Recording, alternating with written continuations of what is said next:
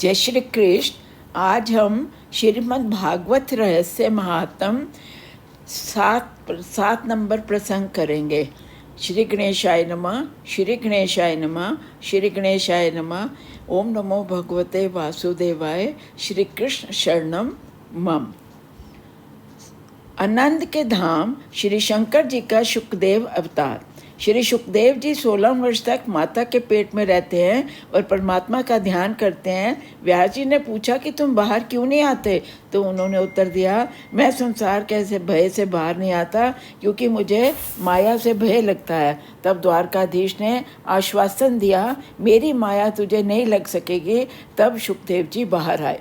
शुकदेव जी ने ब्रह्मनिष्ठा, वैराग्य, अलौकिक प्रेम लक्षणा, भक्ति देखकर व्यास जी शुकदेव जी को मान देते हैं। जन्म होते ही शुकदेव जी वन में जाने लगे।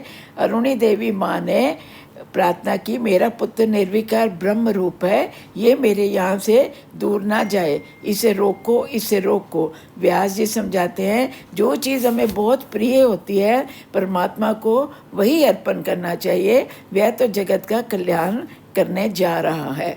श्री व्यास जी भी वेवल हो उठे। माँ ज्ञानी थे, फिर भी पुत्र के पीछे दौड़े। हे पुत्र लौट आओ। सर्वव्यापक हो चुके शुकदेव जी वृक्षों द्वारा उत्तर देते हैं, हे मुनिराज, आपको पुत्र वियोग में दुख हो रहा है, परंतु हमको जो पत्थर मारते हैं हम उनको भी फल देते हैं। वृक्षों के पुत्र उनके फल ही होते हैं। जो पत्थर मारने वाले को भी फल दे वही तो वैष्णव है। आप पुत्र वियोग में क्यों रोते हैं? ये जीव अनेक बार पुत्र बना, अनेक बार पिता बना, पूर्व जन्म में याद नहीं, यही अच्छा है।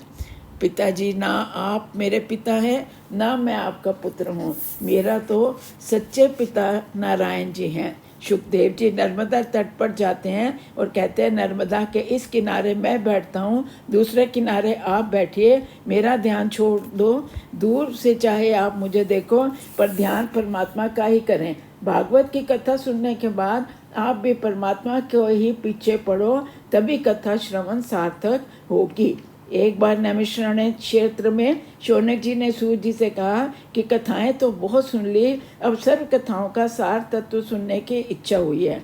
जीव प्रकृति के भोग छोड़े और श्री कृष्ण जी से मन जोड़े तो जीव शिव बन जाए। भागवत मक्खन है, दूसरे शास्त्र दूध दही जैसे हैं। सारे शास्त्रों का सार रूप श्री कृष्ण कथा है। शौनक जी कहते हैं, ज्ञान वैराग्य के साथ भक्ति बढ़े, ऐसा सार कथाएं सुनाओ जिससे हम भगवान का प्रत्यक्ष दर्शन कर पाएं। ज्ञान वैराग्य के साथ भक्ति बढ़ाने वाली ही ये कथा है। कथा रोने के लिए होती है। कथा सुनने के बाद यदि पापों के लिए पश्चाताप होए तो प्रभु के लिए हृदय में प्रेम जागे, तभी कथा श्रवण करने का सार्थक होती है। संसार के विषयों के प्रति वैराग्य ना हो, प्रभु के लिए प्रेम ना हो, ऐसी कथा नहीं है।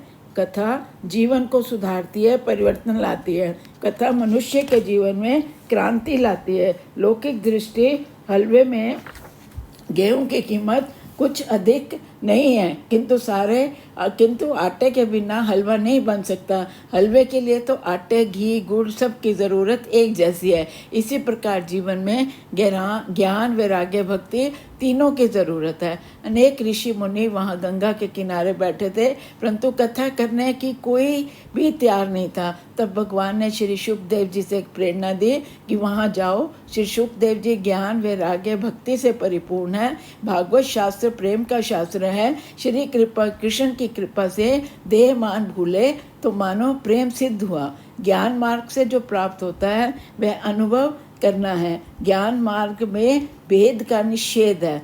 भक्ति मार्ग में भक्ति द्वारा वेद का विनाश करना है। ज्ञान भक्ति दोनों मार्ग का लक्ष्य एक ही है। सूत जी कहते हैं, पूर्व जन्मों के पुण्य उदय होने पर ये पवित्र कथा सुनने का योग्य प्राप्त मिलता है। बहुत पुण्य किए हों तभी ये भागवत कथा सुनने का योग मिलता है। आप भी इस कथा से जुड़ें और कथा अच्छी लगे तो प्लीज़ कमेंट में जय श्री कृष्ण ज़रूर लिखिए और कृपया पूरी वीडियो देखा करिए। इस कथा के वीडियो को अधूरा मत सुनिएगा। जय श्री कृष्ण, जय श्री कृष्ण। जय श्री कृष्ण।